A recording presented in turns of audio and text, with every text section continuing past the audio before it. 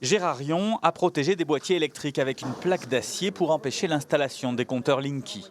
Attaqué par Enedis, il doit répondre de destruction d'un bien d'un chargé de mission de service public. Lui estime qu'il n'y a en aucun cas destruction, que les boîtiers appartiennent aux propriétaires des logements qui ne sont légalement pas tenus d'accepter les nouveaux compteurs.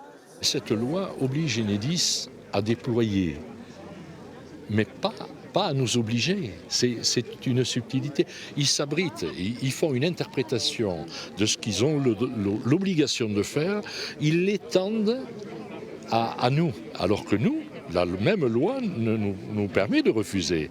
Et il y a une ambiguïté, et ils utilisent cette ambiguïté. Le déploiement des compteurs connectés a suscité une levée de boucliers en Ariège.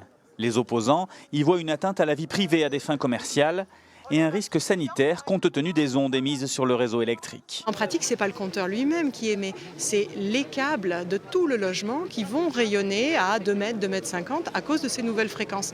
Et là, je recommande aux personnes d'aller regarder témoignages Linky France sur Internet.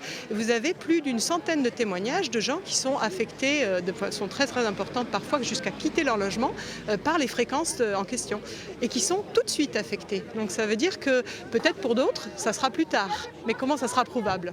Non représenté au tribunal ce matin, Enedis a demandé le report de l'audience par le biais d'un substitut à son avocat. Elle se tiendra le 4 avril prochain.